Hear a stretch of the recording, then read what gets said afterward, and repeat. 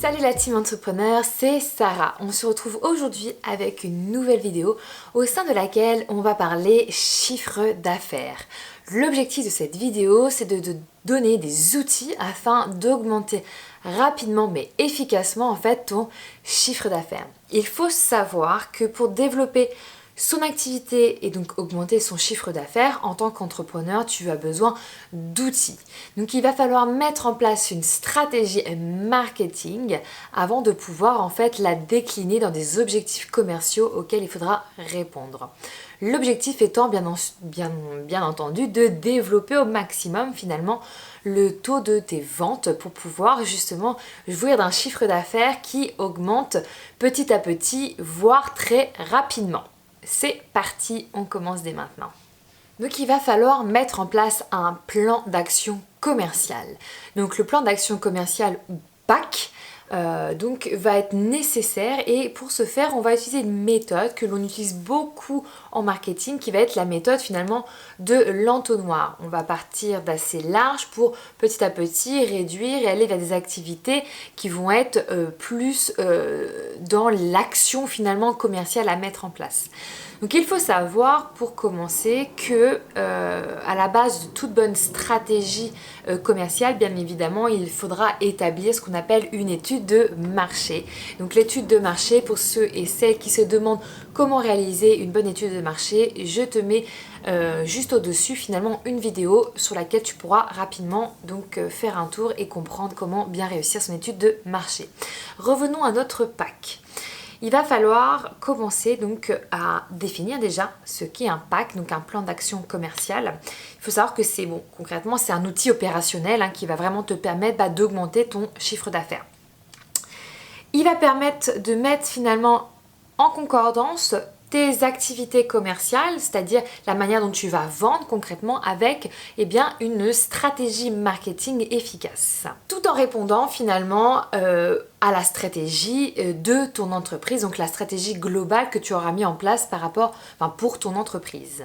Donc concrètement, comment je peux structurer mon PAC, qu'est-ce que celui-ci va contenir. Donc il faut savoir que en fonction de quelle école tu es, si tu préfères faire ça sur papier ou si tu préfères faire ça sur ordinateur, tu choisis le modèle, si je puis dire, sur lequel tu veux le voir apparaître. Et en première étape, il va falloir donc introduire, si je puis dire, la vision que tu as de ton entreprise, la vision que tu souhaites avoir de ton entreprise. Donc il va falloir mettre en avant cette vision d'entreprise comme base en fait de réflexion en fait sur les moyens que tu vas mettre en œuvre pour atteindre ce fameux objectif de chiffre d'affaires. Et cette vision, tu vas la mettre en lien avec les principales conclusions que tu auras faites au préalable de ton étude de marché. Il va falloir faire le lien justement pour bien cerner finalement si les résultats que tu as de ton étude de marché concordent bien avec la vision que tu as de ton entreprise, pour justement justifier finalement la stratégie marketing que tu vas mettre en place. Dans un second temps, ce PAC devra intégrer finalement le but exact de ton action commerciale. Pourquoi est-ce que tu mets en œuvre ce PAC? Quel est le but de celui-ci?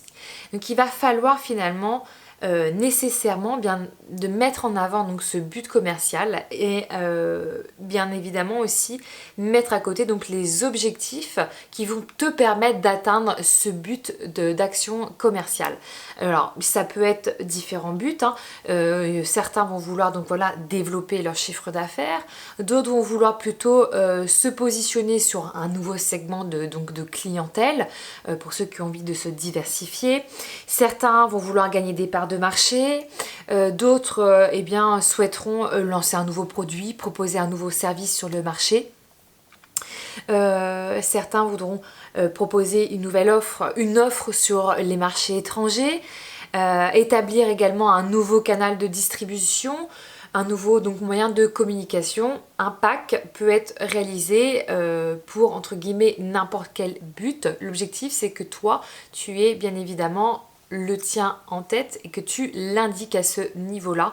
Il faut que dans ton PAC, qu'il y ait une explication du but à atteindre et donc les objectifs qui vont graviter autour de ce but pour pouvoir justement être atteint dans les règles de l'art. Troisième étape, bien sûr, à intégrer dans ton plan d'action commerciale, il va falloir bien entendu mettre en avant les actions qui vont devoir être menées pour atteindre le but dont on a discuté en deuxième étape.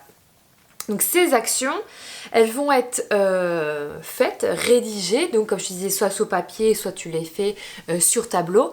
Et en fin de compte, ce qui va se passer, c'est que tu vas intégrer l'ensemble des objectifs qui sont intermédiaires qu'il va falloir en fait réaliser pour atteindre le but dont je te parlais à l'instant.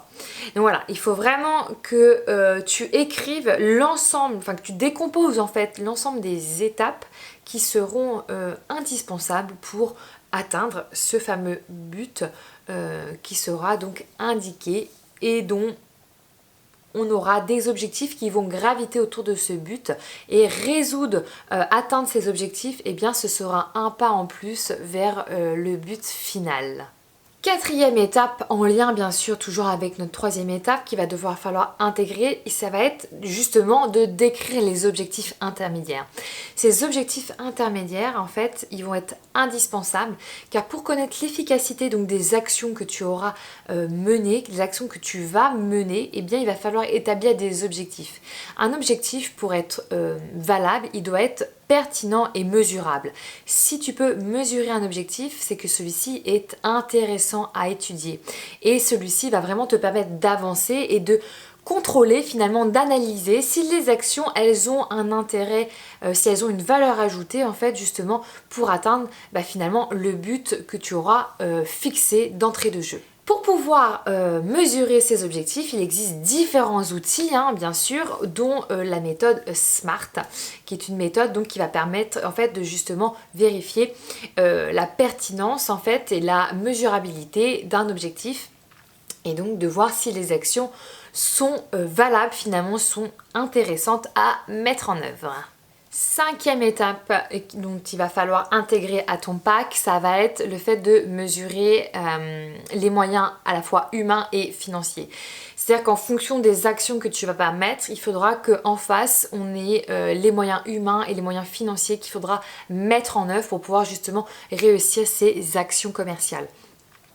Ça va permettre en fait de te créer une sorte de document qui sera finalement une sorte de budget, un document budgétaire en fait si je puis dire, qui va te permettre de mesurer en fait le retour que tu vas faire sur investissement.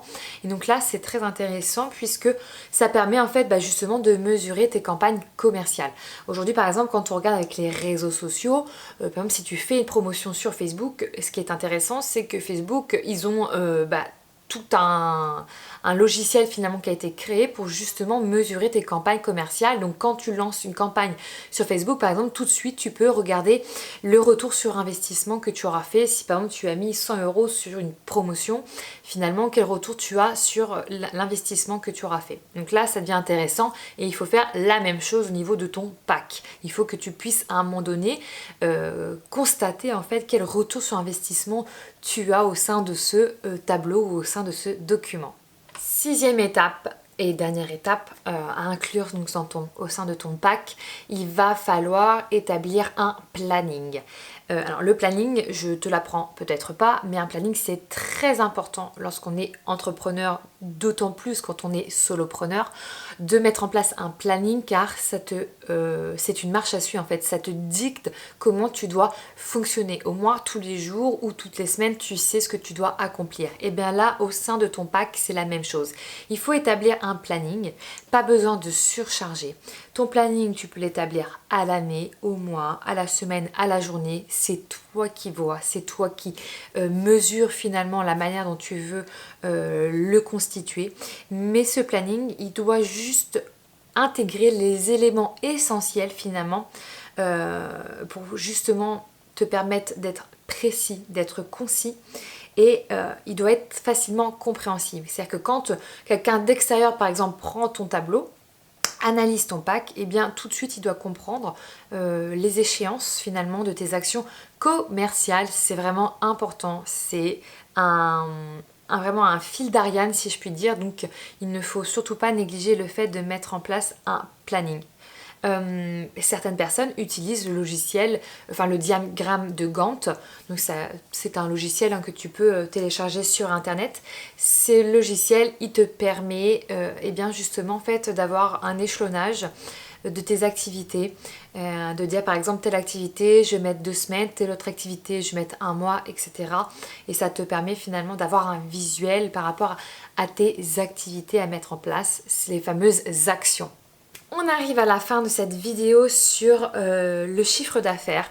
Donc voilà, pour rappeler donc ce plan d'action commercial, n'oublie pas, il est très important en fait d'indiquer donc la vision de ton entreprise en lien avec forcément les retours que tu auras de ton étude de marché et puis la stratégie d'entreprise que tu vas mettre en place. Ensuite, l'idéal, moi je te conseille plus de prendre un tableur et tu fais donc un très beau tableau dans lequel tu vas indiquer le but de ton plan d'action commercial. Ce qui est intéressant, c'est d'en faire un pour chaque but. N'intègre pas plusieurs buts au sein même d'un seul pack. Ça serait la porte un peu au fouillis et ce ne sera pas clair du tout. Donc un but par pack. Et au sein donc, de ce tableau, après tu indiques les actions à mener. À côté de ces actions, tu indiques les objectifs intermédiaires à mettre en place qui seront donc mesurables. Et à côté de ça, tu intègres bien entendu donc ton planning avec tes échéances et tes dates. N'oublie pas également donc d'intégrer bien sûr les moyens humains et financiers que tu auras face à chaque action, face à chaque objectif. Il faut que tout se décline, il faut que ça fasse vraiment une sorte d'entonnoir, tu vois. On part de la vision de l'entreprise, le but à atteindre, les actions à mener, les objectifs intermédiaires, les moyens humains et financiers et bien sûr la date.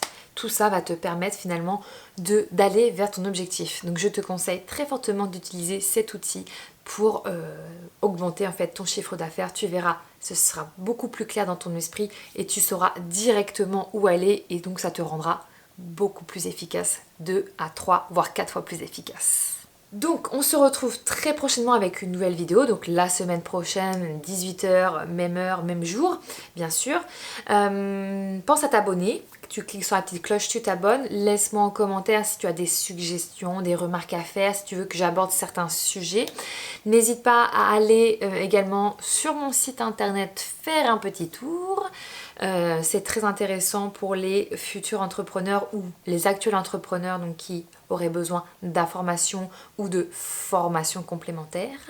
Je te souhaite en attendant beaucoup de courage dans la création et la gestion de ton entreprise. Et puis, comme je dis à chaque fois, n'oublie pas, il est temps d'entreprendre. Ciao!